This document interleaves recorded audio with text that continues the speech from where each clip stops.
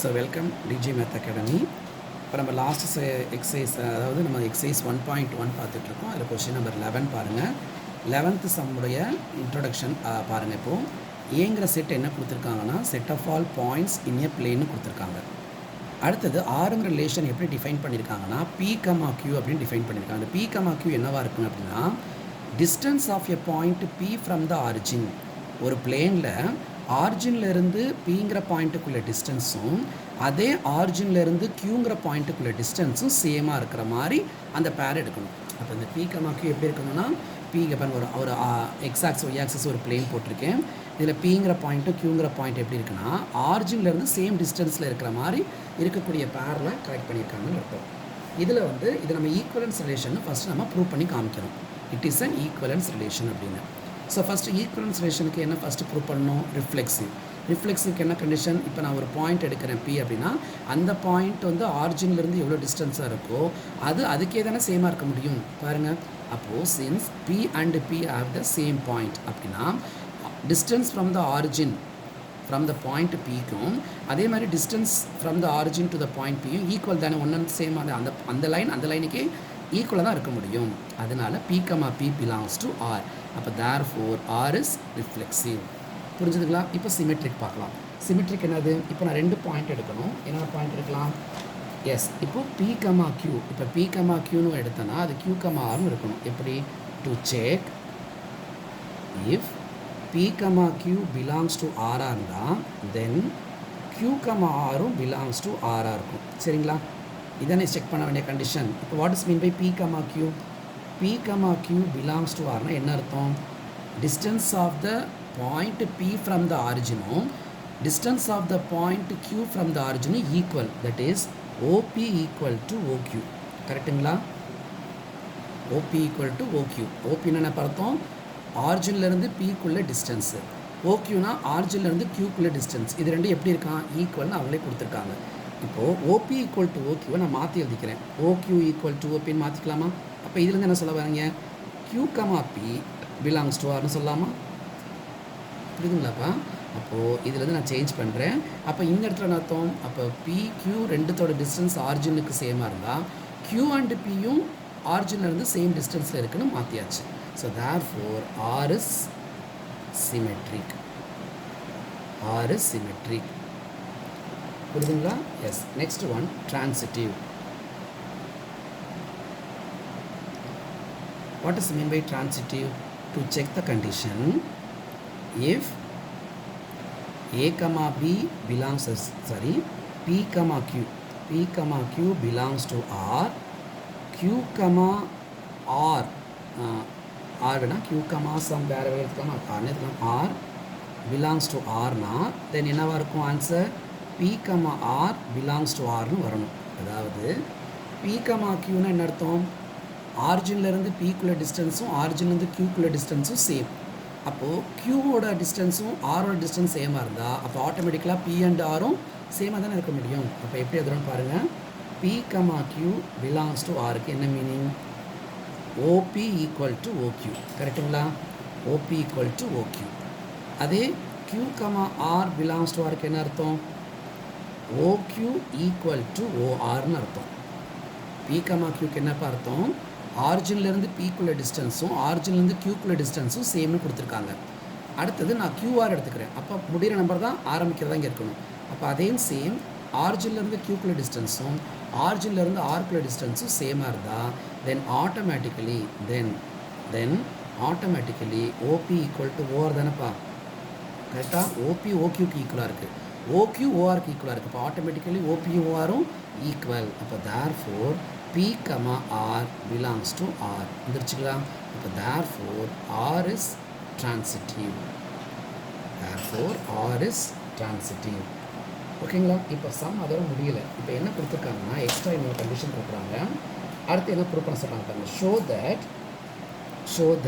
அதாவது that is to prove. என்ன prove பண்ண சொல்கிறாங்க அப்படின்னா, set of all points related to P. Set of all points related to P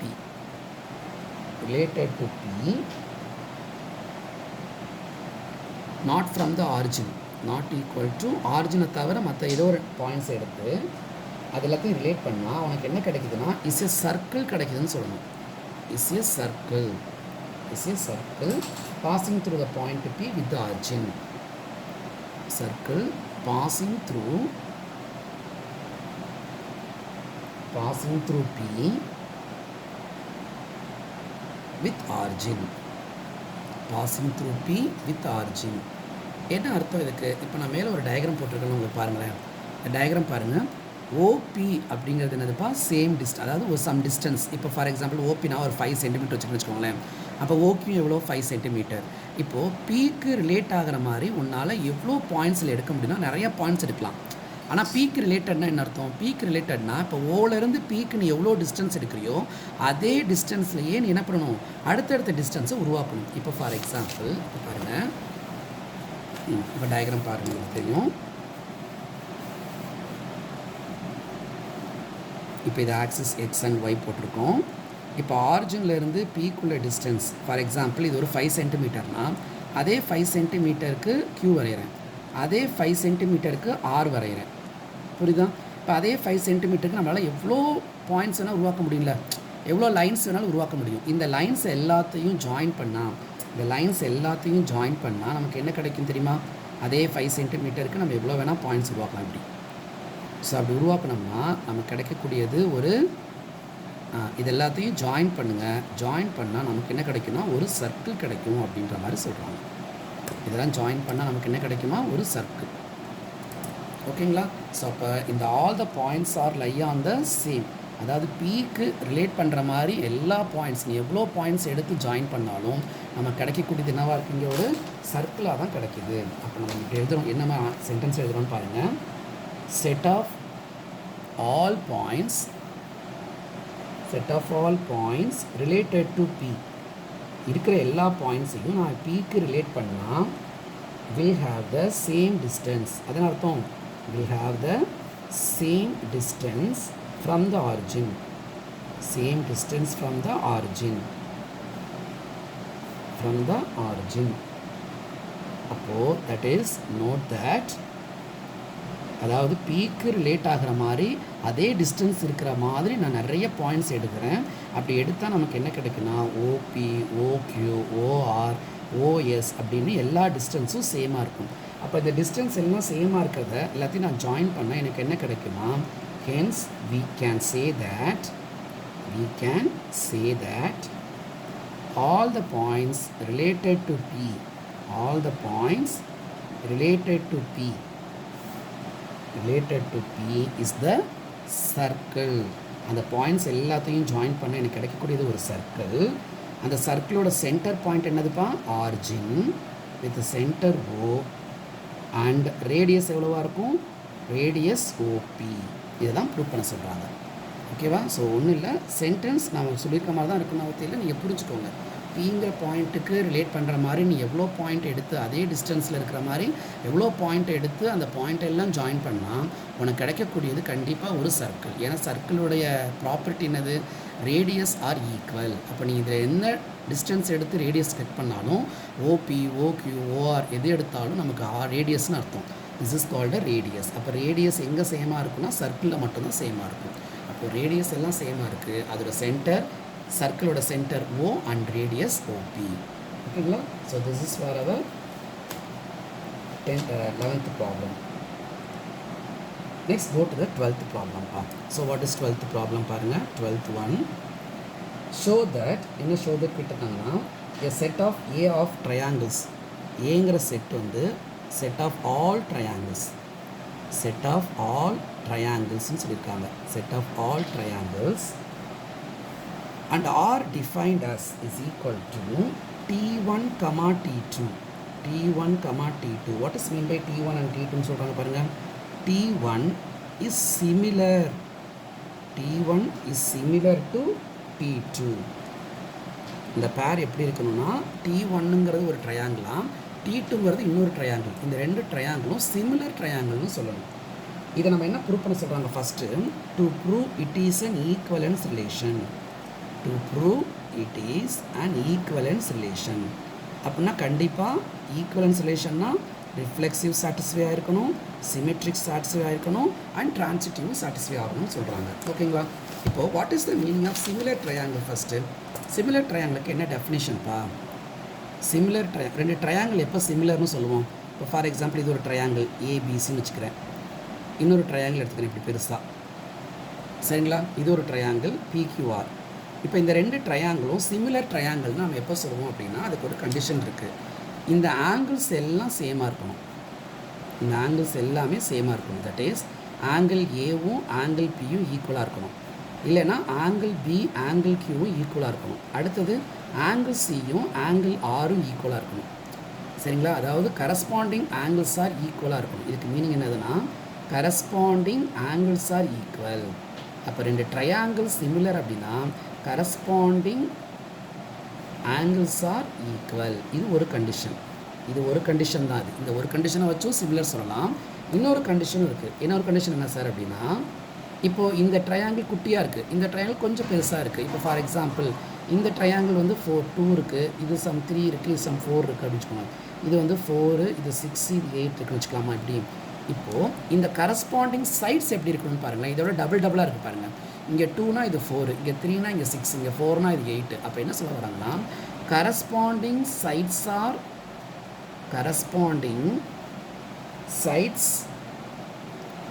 corresponding sides of a triangle are in same ratio இருக்கணும். corresponding sides என்னவா இருக்குன்னா same ratio. For example 2/4 இந்த side ஏபியும் பிக்யூஆன்னு பாருங்கள். 2/4 cancel பண்ணால் 1/2.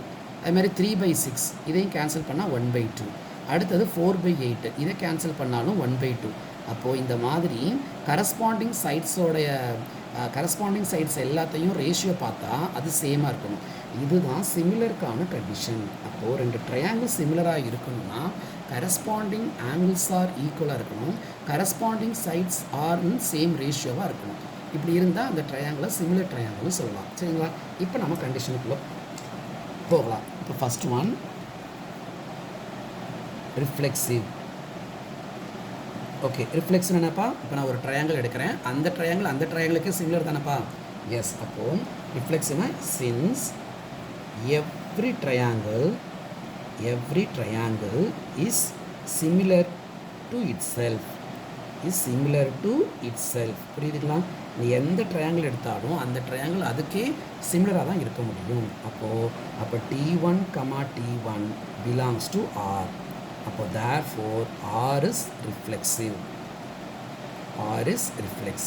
புரியுதுங்களா? R is reflexive. புரிஞ்சுதா? Next one symmetric.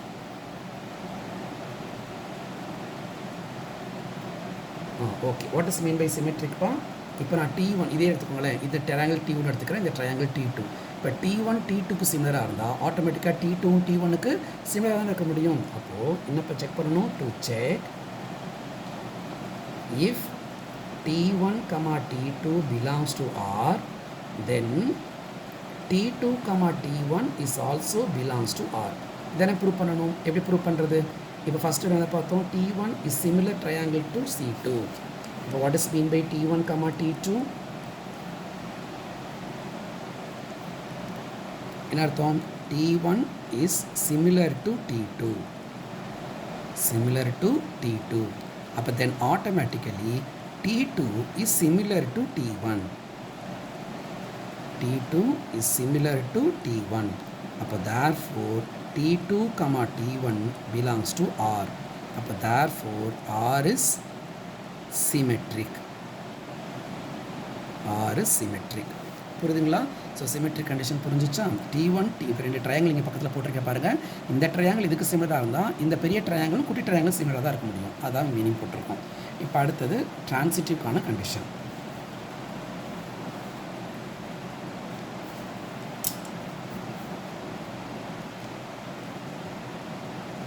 Transitive எப்படி வரும்?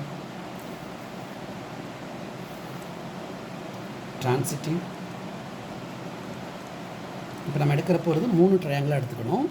T1 இஃப் என்ன செக் பண்ணணும்? To check if T1, T2 belongs to R, T2, T3 belongs to R, then தென் என்னவாக இருக்கணும், T1, T3 belongs to ஆர்னு check பண்ணணும். ஓகேங்களா? எப்படி இப்போ வாட் இஸ் மீன், இப்போ இந்த 2 ட்ரையாங்கிள் நான் சொல்லியிருக்கேன் போனதில் 2 ட்ரையாங்கிள், இப்போ 3 ட்ரையாங்கிள் எடுத்துக்கிறோம். இப்போ ஃபார் எக்ஸாம்பிள் இது நான் T1 எடுத்துக்கிறேன், அடுத்தது கொஞ்சம் பெருசாக T2 எடுத்துக்கிறேன், அடுத்தது T3 எடுத்துக்கிறேன். ஓகேங்களா? இப்போ இதோடைய ஆங்கிள்ஸ் எல்லாமே சேமாக இருக்கிற மாதிரி, இந்த ஆங்கிள்ஸ் எல்லாமே சேமாக இருக்கிற மாதிரி. ஓகேங்களா? இப்போ சொல்லுங்கள், what is T1, T2? T1, T2 என்ன பண்ணுவீங்க, which implies T1, the triangle T1 is similar to T2, triangle T2. அப்போ T1 T2க்கு சிமிலராக இருக்குன்னு சொல்லியிருக்கோம். அடுத்தது T2, T3 belongs to R. அப்படின்னு அர்த்தம், T2 is similar to T3, is similar to T3ன்னு சொல்கிறோம். அதாவது இது ரெண்டும் சிமிலர்னு சொல்லியிருக்கோம். அப்போ ஆட்டோமேட்டிக்காக ஃபஸ்ட்டு ட்ரையாங்கிளும் தேர்டு ட்ரையாங்கிளும் சிமிலர் தானே. அப்போது therefore T1 is similar to T3. T1 is similar to T3. That is T1, T3 belongs to R. Therefore R is transitive. R is transitive. ஓகேங்களா? இப்போ இந்த 3 கண்டிஷனும் சாட்டிஸ்ஃபை பண்ணுறதுனால it is an equivalence relation. It is an equivalence relation அப்படின்னு சொல்லிடலாம். It is an equivalence relation.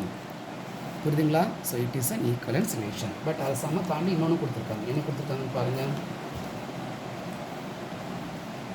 Consider the 3 right angle triangle T1 as sides 3, 4, 5. இப்போ நமக்கு ஒரு 3 triangle கொடுத்துருக்காங்க, T1, T2, T3 அப்படின்னு. ஸோ நெக்ஸ்ட் என்ன கொடுத்துருக்காங்கன்னு பாருங்கள்.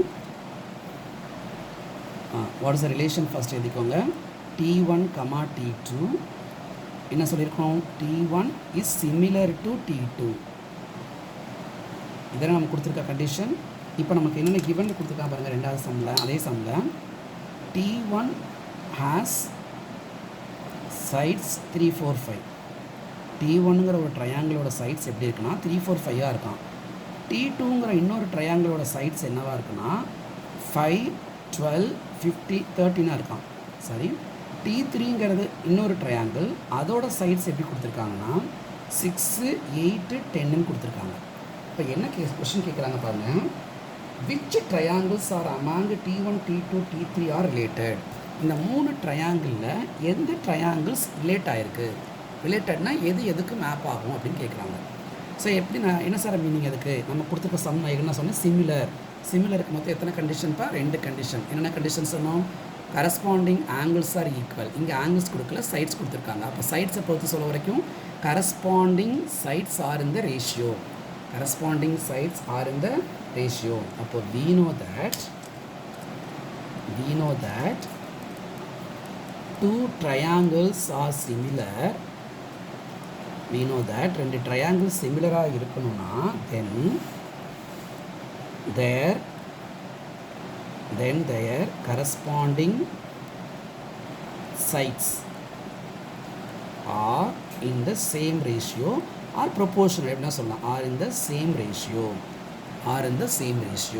இப்போ நான் சொல்கிறேன் T1, T2வும் சிமிலர் ட்ரையாங்கிளாக இருக்கணும்னா இது ரெண்டுத்துக்கான சைட்ஸ் வந்து சேம் ரேஷியோவில் இருக்கான்னு செக் பண்ணணும்.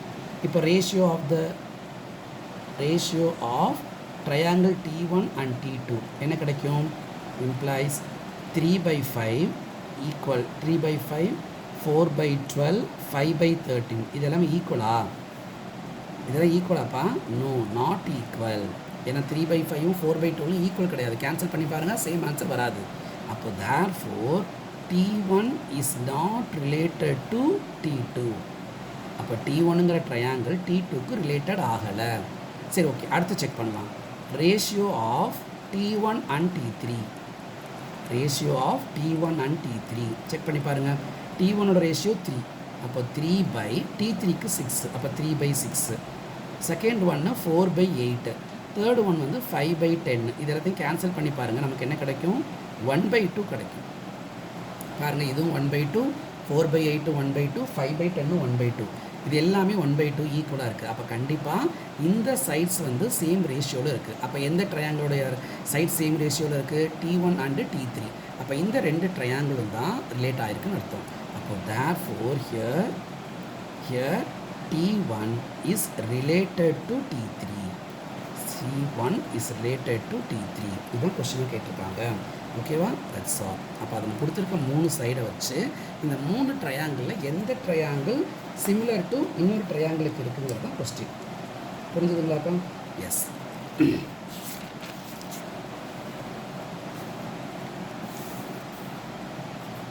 எஸ். Question number 13.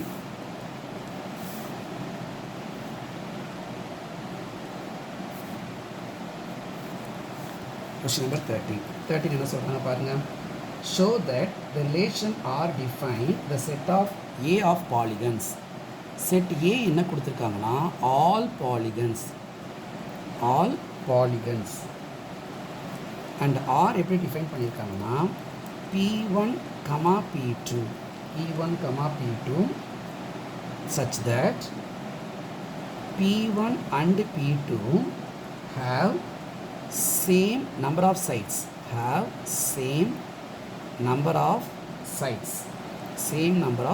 னு கொடுத்துருக்காங்க. P1 P2 என்ன கொடுத்துருக்காங்கன்னா சேம் நம்பர் ஆஃப் சைட்ஸ்னு கொடுத்து to prove it is an equivalence relation.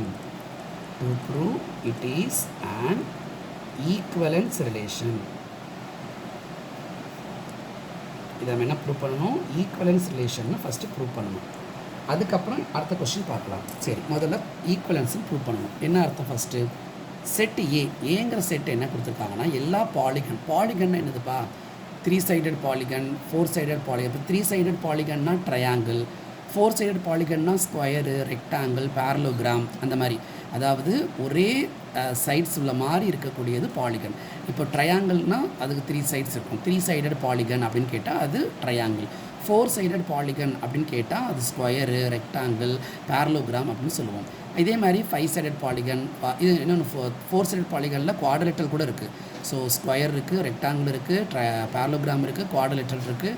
இது எல்லாமே 4 சைடட் பாலிகன். இதே மாதிரி 5 சைடட் பாலிகன் இருக்குது, 6 சைடட் பாலிகன் இருக்குது. அப்போ அவங்க என்ன சொல்லியிருக்காங்கன்னா ஏங்கிறது எல்லா பாலிகன்ஸ்னால் ஒரே மாதிரியான சைட்ஸ் வச்சு சொல்லியிருக்காங்க. அதில் P1 P2ன்னு சொல்லியிருக்காங்க. என்ன P1ம் P2ம் ரெண்டுமே சேம் நம்பர் ஆஃப் சைட்ஸ் உள்ள பாலிகனாக இருக்கணுங்கிறாங்க. ஓகே, இப்போ ஈக்குவலன்ஸ் ரிலேஷன்னா என்ன பண்ணணும்? ஃபஸ்ட்டு வந்து ரிஃப்ளெக்சிவ்க்கான கண்டிஷன். ஸோ ரிஃப்ளெக்சிவ்க்கு என்ன கண்டிஷன்ப்பா? To check P, P1, P belongs to R. That is P1, P1 கூட இதெல்லாம் is belongs to Rனு ப்ரூவ் பண்ணணும். இப்போது ஒரு பாலிகன் எடுக்கிறேன். ஒரு பாலிகன் மீன்ஸ் நான் ஒரு ட்ரையாங்கிள், இப்போ தான் சொன்ன ஒரு ட்ரையாங்கிள் 3 சைடு இருக்குது. அப்போ 3 சைடு உள்ள ஒரு ட்ரையாங்கிள் அதே ட்ரையாங்கிளுக்கும் அது ஈக்குவல் தானே. ஒரு ட்ரையாங்கிள்னால் 3 சைடு இருக்கும். அப்போ அதுக்குமே ரிலேட் ஆகுமா இல்லையா? அப்போ P and P having the same number of sides. அப்போது every triangle is having the same number of sides. அது என்ன ட்ரையாங்கிளாக இருக்கலாம். இப்போது 3 சைடட், அப்போ 3 சைடுனா ட்ரையாங்கிள்னால் ரைட் ஆங்கிள் ட்ரையாங்கிளுக்கும் 3 சைடு தான், ஐசோசெலஸ் ட்ரையாங்கிளுக்கும் 3 சைடு தான், ஸ்கேலன் ட்ரையாங்கிளுக்கும் 3 சைட்ஸ் தான். அப்போ எப்படி பார்த்தாலும் நம்பர் ஆஃப் சைட்ஸ் எல்லாத்துக்கும் சேம் தானே. ஓகேங்களா? அப்போது since P1 and P1 are having same number of sides of a polygon. இந்த பாலிகனில் நீ என்ன வேணால் டிசைட் பண்ணிக்கலாம். சரியா? 4 சைடட் பாலிகனாக எடுத்தீங்கன்னா ஸ்கொயரு, ரெக்டாங்கிள், பேரலோகிராம், இது 3க்குமே 4 சைடட் பாலிகன். ஓகேங்களா? அப்போ அந்த மாதிரி யோசிக்கிறப்போ ஃபார் எவ்ரி ட்ரையாங்கிள், ஒரு ட்ரையாங்கிள் எடுக்கிறேன். ட்ரையாங்கிள் அந்த ஷேப்புக்கே என்ன ஆகும்? மேப் ஆகிருக்குமா, ஆயிருக்காதா? கண்டிப்பாக மேப் ஆகிருக்கும். அப்போ therefore P1, P1 belongs to R. R is reflexive. So reflexive புரியுங்களா? ஸோ அந்த P1 என்னது? having the same number of sides. அதனால் அதுவே ரிலேட் ஆகிருக்கும். That's all. So next one symmetric. What is mean by symmetric பா? இப்போ P1 P2 to check என்ன கண்டிஷன் சொல்லுங்கள்? டு செக்கில் if P1, P2 belongs to R இருந்தால் தென் P2, B1 belongs to R இருக்கும். கரெக்டாக? எஸ். எப்படி ப்ரூவ் பண்ண போகிறோன்னு பாருங்கள். இப்போ first P1, P2 belongs to Rனா என்ன அர்த்தம்? What is the meaning P1 and P2? P1 and P2 having same number of sides, have the same number of sides. இப்போ P1 P2க்கு same number of sides இருந்தா, which implies P2 and P1 having the same number of sides தானே, கரெக்டாக இல்லையாப்பா? having the same number of sides, என்ன சொல்ல வராங்கன்னா, இப்போ நான் ஒரு ட்ரையாங்கிள் எடுத்துக்கிறேன், இது ரைட் ஆங்கிள் ட்ரையாங்கிள் தானே. இப்போ இந்த ட்ரையாங்கிள் இதுக்கு சிமிலர்னா இந்த ட்ரையாங்கிள் இதுக்கு சிமிலர் தானே, ஏன்னா ரெண்டுமே 3 sided பாலிகன், அப்போ இது இதுக்கு ரிலேஷன்னா கண்டிப்பாக இதுவும் அதுக்கு ரிலேட் ஆகிருக்கும். ஓகேவா? அப்போ therefore P2, P1 belongs to R. அப்போ therefore R is symmetric. புரியுதுங்களா பாருங்கள். ஸோ P1 P2க்கு ரிலேட்டட்னா P2வும் P1க்கு ரிலேட்டட் தான். அடுத்தது transitive. ஸோ ட்ரான்சிட்டிவ்க்கான கண்டிஷன் என்னது? To check if P1, P2 belongs to R, P2, P3 belongs to R na, then P1, P3 belongs to R னு prove பண்ணணும். கரெக்டுங்களா? So எப்படி பண்ணுறதுப்பா? So first P1, P2. இப்போ P1, P2 belongs to R னா என்ன meaning? P1 and P2க்கு having same number of sides.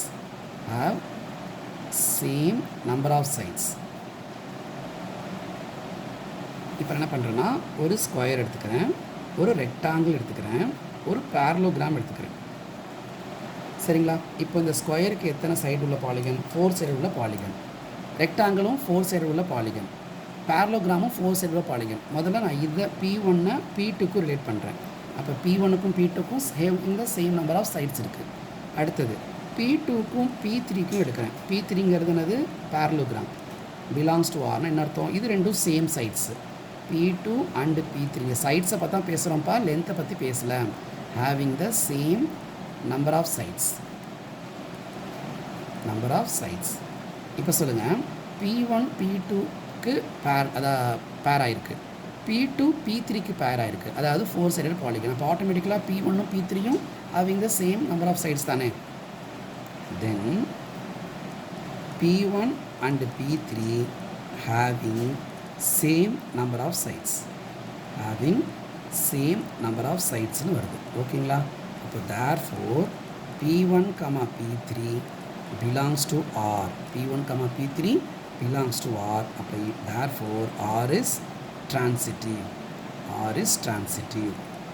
அப்போது R is ரிஃப்ளெக்சிவாகவும் கிடைக்குது, சிமெட்ரிக்கும் வருது, transitive condition satisfy ஆச்சுன்னா therefore it is an equivalence relation. அப்படின்னு ப்ரூவ் பண்ணியாச்சு. ப்ரூவ் பண்ணியாச்சு. இப்போ அடுத்து என்ன ப்ரூவ் பண்ண சொல்கிறாங்க பாருங்கள் சம்மில். இப்போ அடுத்து என்ன ப்ரூவ் பண்ண பாருங்கள், கொஸ்டின் பாருங்கள், ரீட் பண்ணுறேன். Yes, what is the set of all elements E related to the right angle triangle T with sides 3, 4, 5. அதாவது ஒரு ரைட் ஆங்கிள் ட்ரையாங்கிளுக்கு 3 சைட் கொடுத்துருக்காங்க, 3, 4, 5னு. அந்த ட்ரையாங்கிள் எல்லா ட்ரையாங்கிளுக்கும் ரிலேட் ஆகிருக்கான்னு கேட்குறாங்க, இருக்குமான்னு கேட்குறாங்க.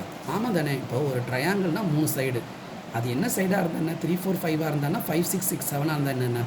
ஸோ நம்மளை கன்ஃபியூஸ் பண்ணுறதுக்காண்டி அவர்கிட்ட கேட்குறான். அதாவது ஒரு ரைட் ஆங்கிள் ட்ரையாங்கிளில் 3 சைடு 3, 4, 5 அது 3, 4, 5 தான் இருக்கணும்னு அவசியம் இல்லை, அது வேறு என்ன சைடுனா இருக்கலாம். ஆனால் அது மொத்தத்தில் அது ஒரு 3 சைடு உள்ள ஒரு polygon, that is a triangle. அப்போது இந்த சம்மை பொறுத்த வரைக்கும் நமக்கு 3 சைடு உள்ள எல்லா ட்ரையாங்கிளுமே ரிலேட் ஆகிருக்குமா இல்லையா? அப்போ all the triangles R related to the set ஏ. அப்போ நான் பாலிகன் ட்ரையாங்கிள்னு எடுத்தேன்னா எல்லா ட்ரையாங்கிளும் அது கடங்கும். இப்போது right angle triangle, similar triangle, scalene triangle, ஓகேங்களா? இது எல்லாமே எடுத்துக்கோங்க. இப்போ சப்போஸ் இப்படி இருக்குது, ஆல் சைட்ஸ் ஆர் ஈக்குவலானா ஈக்குவலேட்ரல் ட்ரையாங்கிள்னு சொல்லலாம்.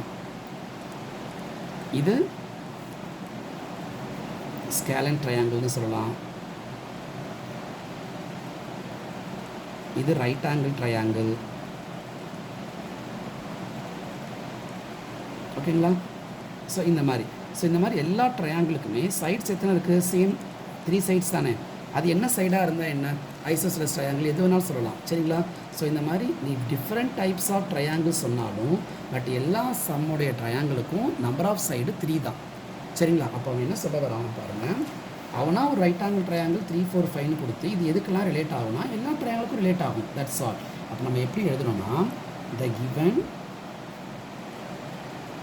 த எலமெண்ட் இங்கே என்ன கொடுத்துருக்காங்க, element a is related to, எதுக்கு ரிலேட்டட் டுனா related to the given right angle triangle, given right angled triangle T with sides 3 4 5, with sides 3, 4, 5. அப்போ 3 சைடு, இதுக்கு என்ன அர்த்தம்னா சைட்ஸ் 3 கொடுத்துருக்காங்க. அப்போ 3 சைடு உள்ள எல்லா ட்ரையாங்கிளுமே ஏக்கு கண்டிப்பாக ரிலேட் ஆகிருக்கும். ஏன்னா ஏங்கிறது இங்கே இடத்துல என்னது ஒரு பாலிகன் வித் 3 சைட்ஸ்னு அர்த்தம். சரிங்களா? அப்போ அந்த பாலிகனில் உள்ள எல்லா சைடுமே 3 சைடாக இருந்தால் கண்டிப்பாக அது எல்லா ட்ரையாங்கிளுமே மேப் ஆகும். அப்போ therefore all the triangles having the 3 sides which are related to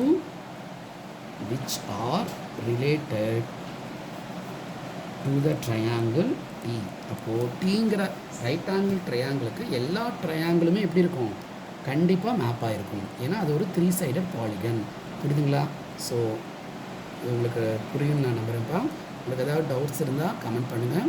இந்த வீடியோ பிடிச்சிருந்தால் லைக் பண்ணுங்கள், ஷேர் பண்ணுங்கள் அண்ட் சப்ஸ்கிரைப் பண்ணுங்கள். நம்ம நெக்ஸ்ட் கிளாஸில் நெக்ஸ்ட்லாம் பார்க்கலாம். தேங்க்யூப்பா. Thank you students.